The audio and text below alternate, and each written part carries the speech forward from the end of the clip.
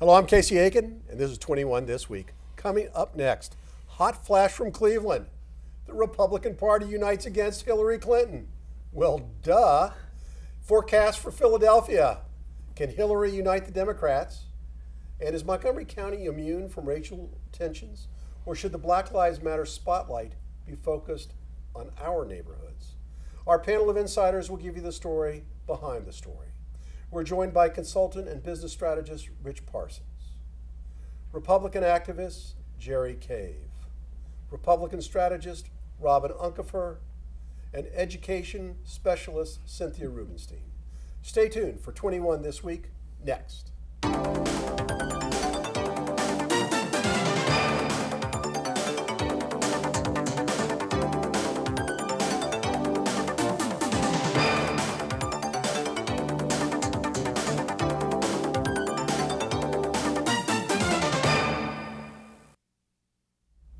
Pundits quickly labeled the Republican convention as the big circus.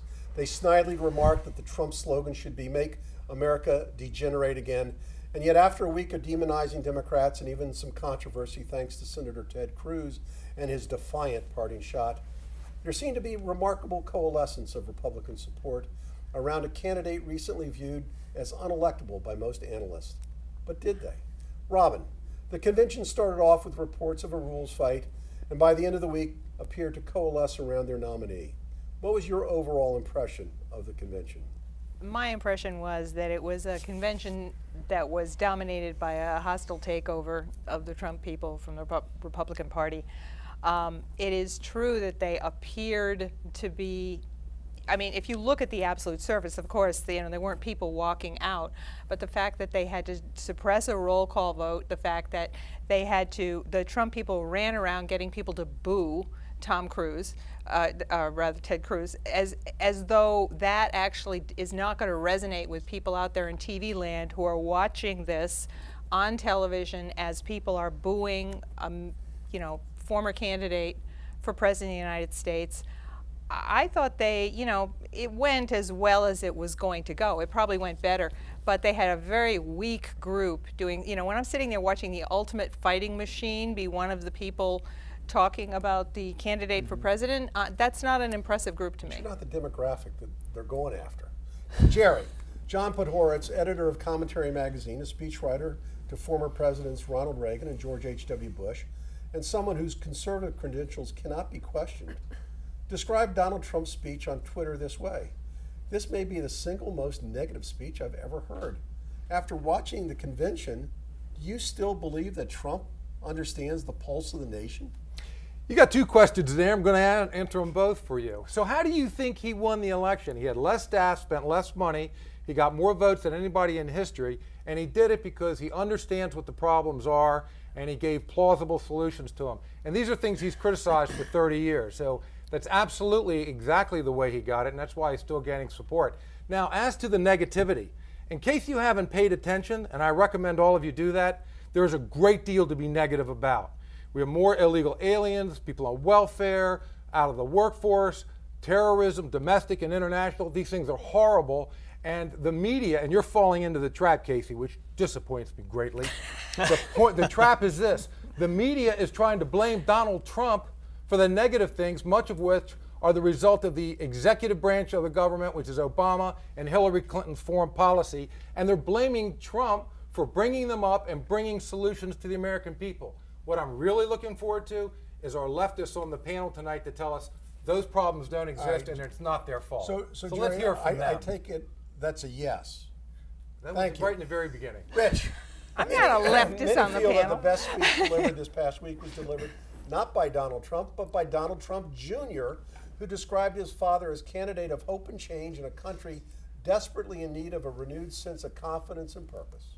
Trump Jr. said that in part, parents no longer think that their kids will be as well off as they were. We've lost our confidence, the bounce in our step, the faith in our institutions. But remember one thing: we're still Americans, still one country, and we're going to get it all back. And then concluded that his father is the one who reaches for the impossible and can help America do the same when it's at its low ebb. Is that the message that resonates from Cleveland? Well, I think both, not just he and the other son of Donald Trump, but Ivanka Trump, all of the Trump children actually did a pretty commendable job, and I think had a better message in some ways than their father, the candidate. I think, if anything, Donald Trump has shown with the negativity, the unrelenting pessimism that was permeating his acceptance speech like no other speech I have ever heard. I agree with Podhoretz. I think it's probably the most negative speech I've ever seen from a nominating convention.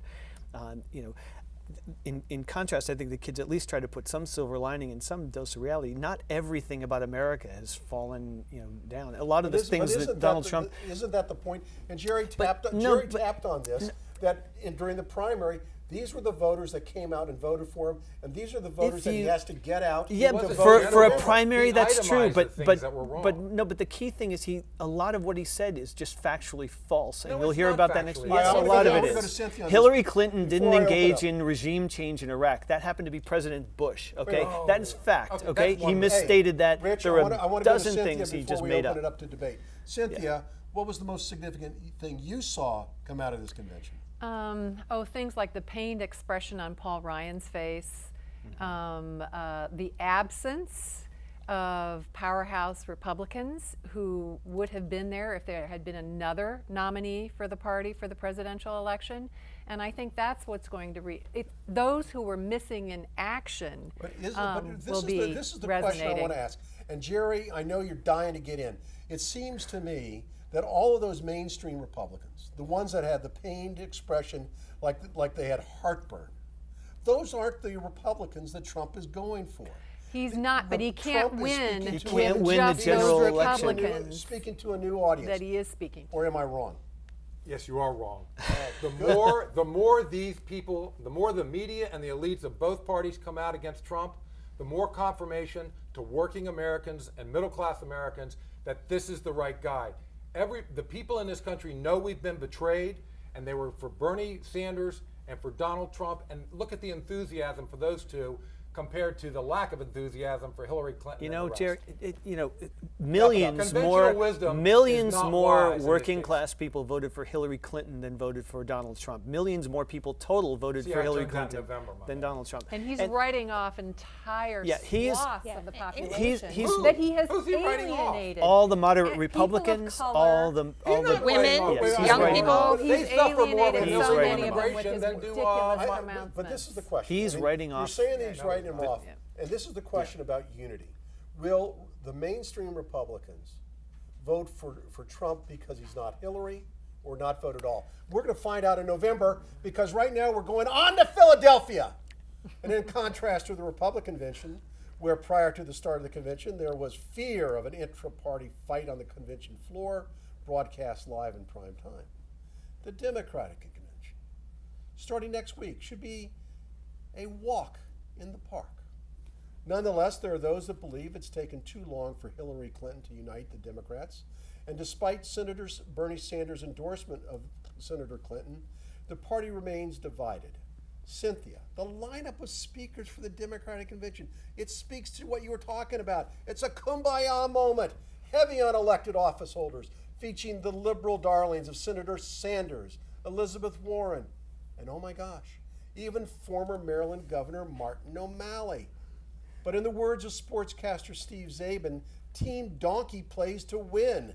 Will Team Clinton leave Philadelphia winning? Yes. Yes, and I think that it will be marked contrast with the Republican convention, which was thin on powerhouse supporters.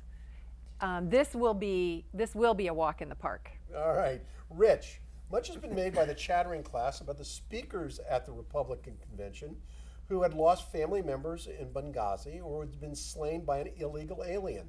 But on Tuesday night, the Clinton campaign has scheduled as speakers the members of Mothers of the Movement group that includes relatives of black men killed by police, such as Eric Garner and Michael Brown.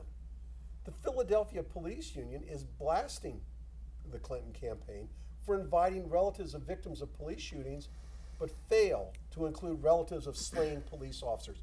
Doesn't this create an unnecessary controversy that will haunt her this until November. This is some sniping, I think, that's probably partisanly inspired in some degree, because I think we don't even know who the speakers list is. There very well might be lots of people, diverse speakers. One thing you will see, though, is, as Cynthia said and as Robin said, you're going to see a noted contrast.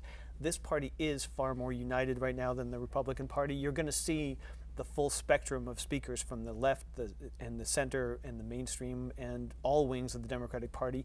I would bet you're going to hear law enforcement who very much agrees with the Democrats' position on things like gun safety legislation and disagrees with the Republican Party on that. So all of the police groups support the Democratic position on universal background checks, for example, without exception. So there's a lot of support from law enforcement for a lot of the things Hillary Clinton has to say.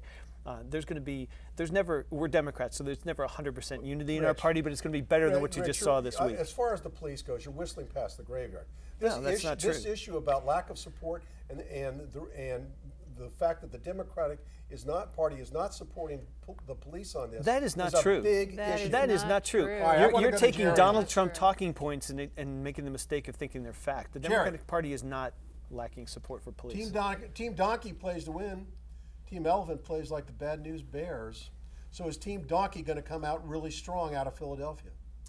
The American people need to prepare for 3 to 4 days of unparalleled lying by the media. We've gotten used to hate it. Hillary Clinton. They hate Donald Trump more. They feel incredibly guilty for giving Trump the notoriety that's made him successful. And they are going to set aside any pretense of journalistic ethics to make the Democratic convention look as good as they attempted to make the Republican convention look bad. You are looking at nothing but perception by the media, and it's totally dishonest. Robin, given the sizable support for Mrs. Clinton, does it really matter whom her vice presidential candidate will be?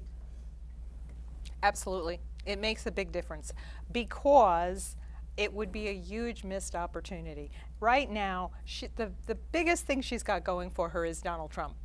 And so if she were to wreck that by picking somebody that people don't have confidence in, or somebody who's frankly too far to the left, I think it would be a huge mistake. I think it would make more sense for her to get somebody that a wide variety of people have confidence in, because frankly, a lot of Republicans are going to be voting for Hillary Clinton if she picks somebody who is reasonable. If she goes out and she picks some crazy person like Bernie Sanders, she's got a problem. Why do you think Republicans are going to be so quick to vote for Hillary Clinton? I don't think they're quick to vote for it, but when Brent Scowcroft tells me he's voting for Hillary Clinton, I know that this is not exactly a marginal group. I mean, you've You got don't think they're just going to sit it out? to sit it out and to risk a person who says that it's okay if Saudi Arabia has an atomic bomb is a very scary thing. I mean, With an opposed the decades of things- Republican the things policy that on trade. Trump is talking Decision about are terrifying. So it is a risk. Yeah, you know, I mean, a lot of people say, yeah, I'll vote for Gary Johnson. Well, if you live in Maryland, you can vote for Gary Johnson because probably Hillary's going to win here. If you live in Ohio, vote for Hillary Robin, how because can you you're say at that is risk. such a contrast. The Democratic Party has all but handed nuclear weapons to the Iranians. That is so and you're untrue. talking about That is We so don't untrue. have a This- presidential This is candidate. where the Sorry, facts sorry, get in the way. sorry, And no, and sorry. Republicans As they have are The only reason President- Iran doesn't have Sorry, nuclear weapons Sorry, is because of excuse that me. deal A right now. presidential candidate who quotes Mussolini, who says good things about Putin. No, not Yeah. for me. And we should be Saddam making Hussein. Putin, we should be striving to have relationships with Putin because they have thousands You of know, nuclear weapons. people And- talk and- about and this dissing guy, NATO This guy helps says that that how? he knows Ronald Reagan. Ronald Reagan would be so disgusted I can't begin to believe I've it. talked to That people somebody in would the Reagan be that administration, somebody would be and talking what like they said that. to The each nice other thing- the is nice thing these are about the this same segment, things they said about Jerry, Reagan Jerry, beforehand. Nice thing about this segment is we're talking about the Democratic convention. That's right. And all of a sudden it's devolved morphed into a into- discussion about Donald Trump, which once again shows, I But- hate to say it, the magic of Trump.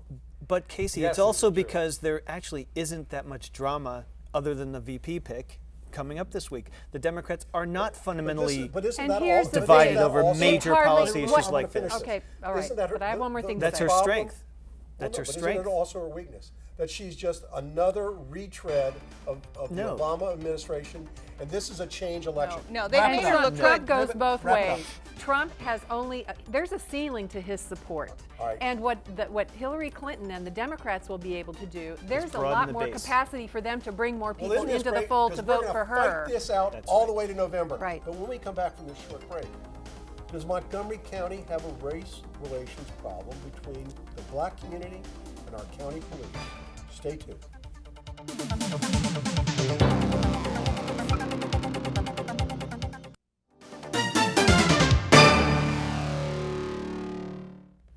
And welcome back. When you hear the term police brutality, what is your reaction? What image pops into your head? Or do you think that the issue of police brutality ended when the police forces across the nation were integrated, and that for the past 30 years, police and race relations have improved? Well, apparently race relations, as we're going to find out, is in the eye of the beholder. Tensions between police and the minority community increased after the 1990s when police departments across the nation embarked on the broken window policing theory that states maintaining and monitoring and preventing small crimes, such as vandalism, helps to create an atmosphere of order and lawfulness, thereby deterring more serious crimes from happening.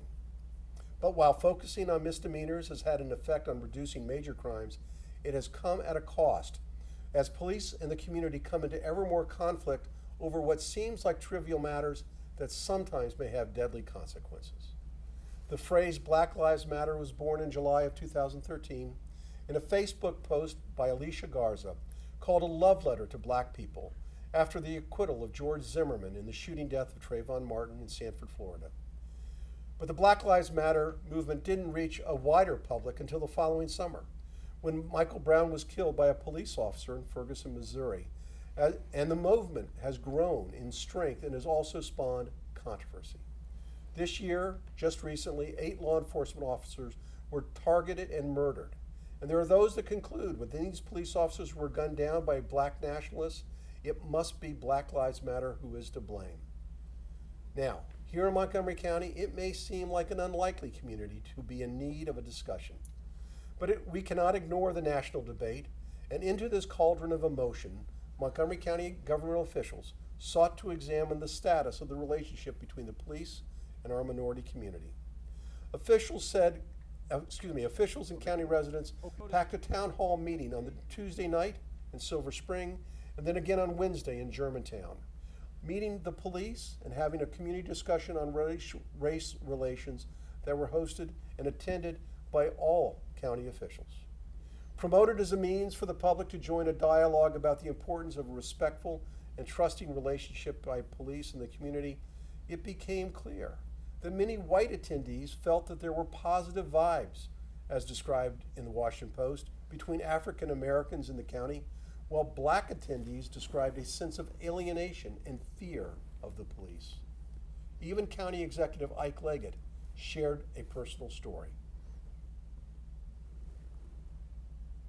At the Good Hope Community Center, as I drove up to the center, I noticed in the back of me was the sirens and the red lights from a police car.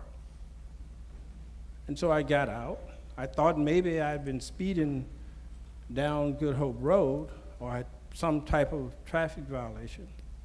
And as immediately as I got out, police officer standing about 6 feet tall, jumped out, starts yelling at me and cursing at me.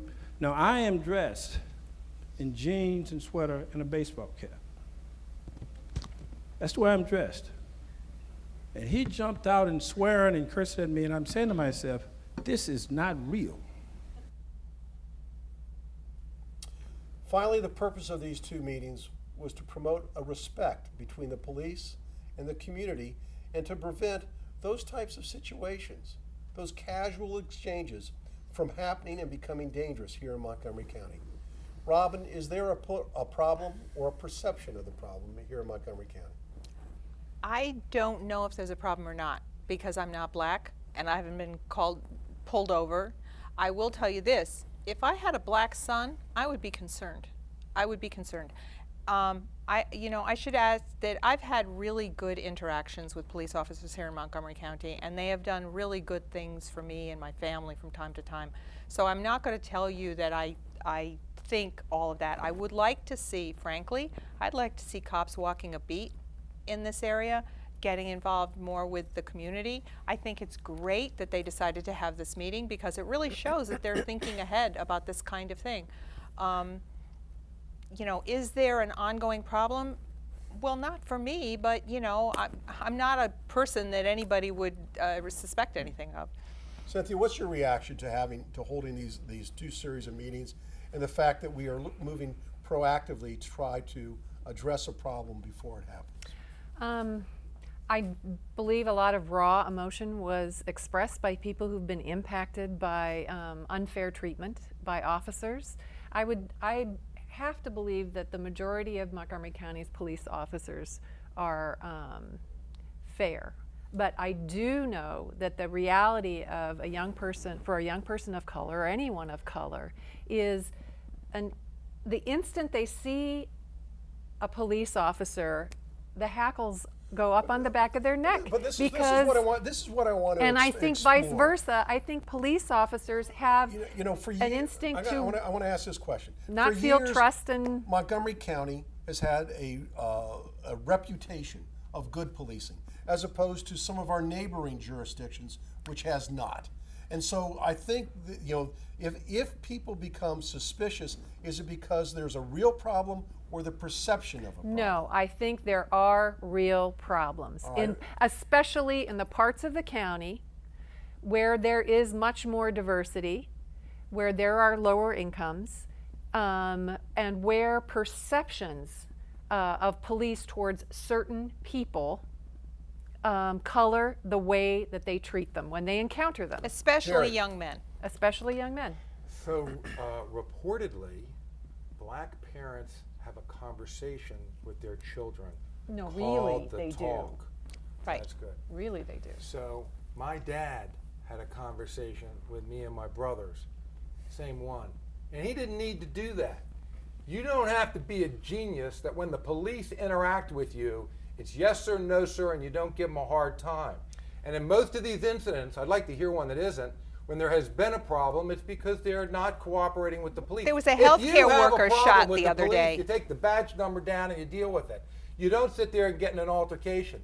Michael Brown was a 300-pound man who robbed and assaulted a man. There was Let's a, not get- there was no, a no. healthcare Let's worker not- shot let's the not other get day. carried So away you know what here. happens I want in to the talk poor about black what happens communities? here in the our police community. back off, and now the murder rate is higher. No, no. Rich, do we have a problem here?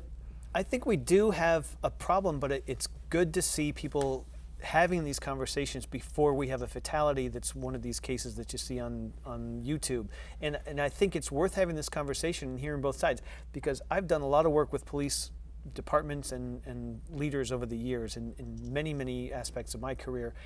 They have a very hard job, and I think we all need to understand that. They are paid to go into places we would run from on a daily basis, and it's a very tough, stressful Well, job. I think And we the- ask And- that we ask them not to just be police officers, but social Right. engineers. We put a lot of stress on them, and it's a stressful job to begin with. And I think there needs to be this kind of dialogue. I think that's needed so that the perceptions are dealt with, and so that maybe we don't have a fatal incident. I like the preventative approach here, and I think Montgomery County should do a lot more of it.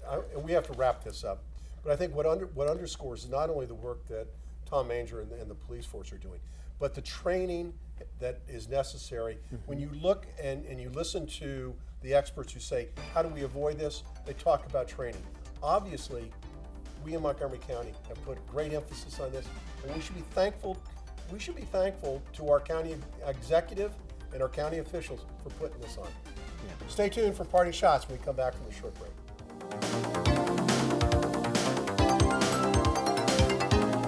You're gonna And hate welcome back to Parting Shots, Rich Parsons. One of the things about politics is you have facts, you have debates, you have discussions, and then you have these baseless canards that just get tossed out and assumed because they've heard so often that they must be true. One of those bit the dust this week in a big way, and it's a very good thing for this county when we look ahead on our transportation challenges. That's that canard that you can't build your way out of congestion. For years we've been fighting over this little project called the Inter-County Connector. Finally the numbers are out there, actual traffic counts are out, and guess what? It cut congestion just as the studies showed. So let's take that knowledge and move forward on the rest of the transportation problems we have on 270 and the Beltway. Thank you, Rich. Jerry.